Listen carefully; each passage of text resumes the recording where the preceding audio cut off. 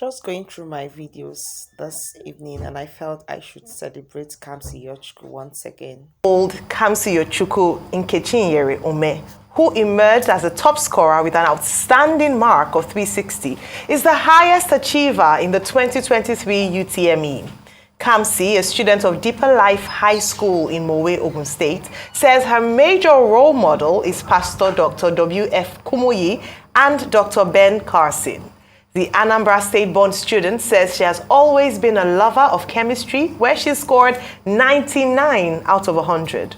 Joining us now is Kamsi Yochukwu Nkechinyere Ume, UTME highest scorer. Good morning, Kamsi. Welcome to the morning show and congratulations. Thank you. Well, congratulations. Thank you, sir. So how did you check your result? And when you saw that result, how did you feel? Because there's been so much talk about how people check their results, whether the result will have a photograph embossed or not. Take us through that process before we now focus specifically on you yourself. Okay, when the results came out, I was in school, and they announced that the results were out like 7 days after I wrote the JAM. It was a Tuesday when they told us that the results were out. So that Tuesday, I went to my guidance counselor and I asked her to call my mom for me and tell her that the results were out and that she should check it. So that Wednesday morning, the guidance counselor called me into her office and then she phoned my mom. So I spoke to my mom, and then my mom was the one who told me my results, my score. So I was not the one that checked it personally, it was my mom. But the result slip, your result slip, what does it look like? Because JAM, put out a statement. They are saying that the result slip must have the photograph of the candidate. I haven't seen my result slip personally, the JAM printout, I haven't seen it. But I've seen the slips of my other classmates who have printed out their own results. So yes, there's like a photograph of them, I think about two. One from the N9 and then one from the JAM registration photo, yeah. So Kamsi, we're so proud of you. Thank and you. You say this is your first attempt at writing the UTME. Some people have written this, more than 5 times and not gotten anywhere to. Why did I look at you? But let me just, we're so proud of you. So tell us, you've shared the preparation stage. It's so great to see a young girl like you at only 16 years old, having achieved such a feat.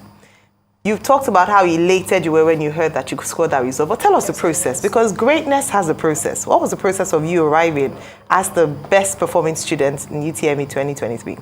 Is it my process of preparation? Your studying, your preparation, what did you do? Was there anything special that you did towards preparing, just for other people to learn as well? Okay, I think the most special thing I did during my preparation was praying. I prayed a lot.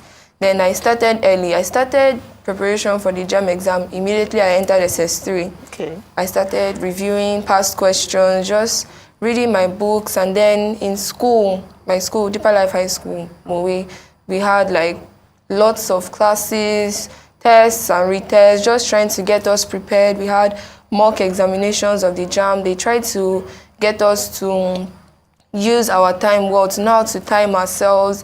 And then me personally, I read my books. I solved a lot of past questions, just trying to familiarize myself with the kind of question that they can bring out. And then, as I said before, I prayed. So, well done. Yeah. So one thing I know about academic success is that it doesn't come by reading. It comes by a reading habit.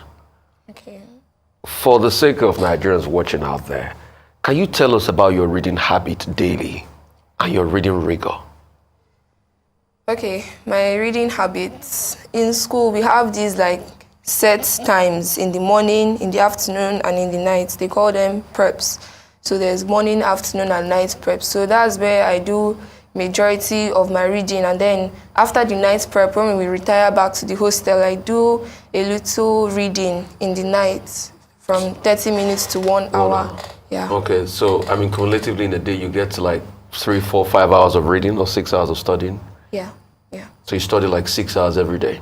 Yes. Well, tell us about your school, Deeper Life High School, because the school seems to have a reputation for producing geniuses like you.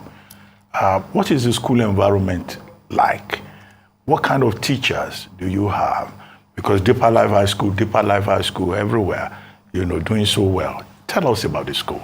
Okay, let me start with the teachers. We have excellent teachers in my school. I've never seen teachers like the ones we have in my school. They are so willing, they want us to succeed at all costs, and they are willing to make any sacrifice. Some of them, they come over, they live in the school, they leave like their houses or wherever they are staying as early as maybe 5 or 6 a.m. and then they can go home as late as maybe 10 or 11 in the night, just trying to teach us, to drill us, to make sure that, okay, these children are set and prepared for this exam.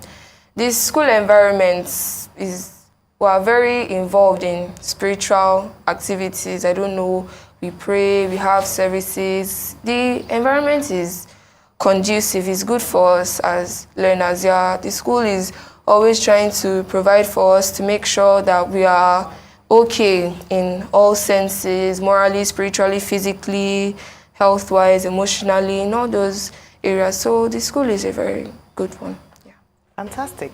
All right, so in terms of the next steps for you, your mom said that you love reading. In fact, you're going to pursue the arts, that you love literature. And I say that because Dr. Bati is, when you're an expert and someone to look up to and a mentor in that regard, definitely he has that. But you decided to go with the sciences, chemical engineering. In fact, in your results, you got 99 out of 100 in chemistry, 98 out of 100 in maths, 97 out of 100 in physics, and then 66 in English language. That's impressive. Would you at any point consider, so are you still going for chemical engineering? Yes. You chose UNILAG, University of Lagos, as your university of choice. Is that still your choice? Because I hear some other universities are trying to woo you through scholarships and the likes. And then you also say you want to go forward to your master's, PhD. What are your plans? What do you want to do?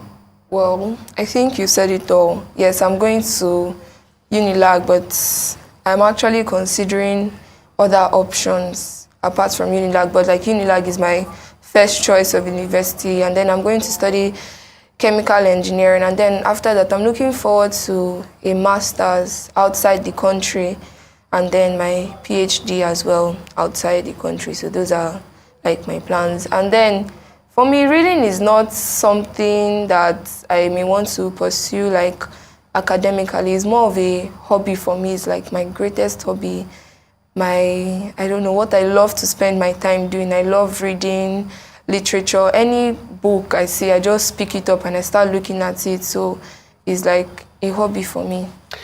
So environment matters in the greatness of somebody. You couldn't have done all of this without the input of your parents. Yes. What role did they play in building this reading culture in you as we speak today? And how can we build that reading culture in our Nigerian society? Because our problem is we don't read. We are not the society that reads any longer. How can we help build that reading culture in society? The role of your parents first, then how can we generally improve reading culture and education in Nigeria? My parents, they were my encouragers, as well as my school. But my parents, they were always encouraging me, always supporting me. I'm a boarder, so they allow our parents to call us during the weekend, and then my parents, they never missed a weekend, always calling, always trying to find out how I am, encouraging me, supporting me. And then during my SS3, I actually did not really have any holidays, but the few that the school gave us, anytime I go home, my mom is like, my parents, my mom and my dad, they are always on my neck. They don't want to allow me to rest. They're like, Kamsi, go and pick up your books. You can also tell them how much you love them and what they mean to you on live TV. It will be good, and speak to them. I love my parents. Everybody loves their parents. You can tell them how much it's on live TV. I love my parents a lot, actually. My mom, my dad, I love them, and they mean the world to me, actually. So, yeah, I love them. Okay, so how do we improve on the reading culture nationally now and education in general? what are those things you feel that students that have not the opportunity you have, how can they be better? You know, how can we improve them and improve the reading culture? Well, I feel even if, despite like efforts and everything, if someone wants to succeed, it's a matter of determination and choice.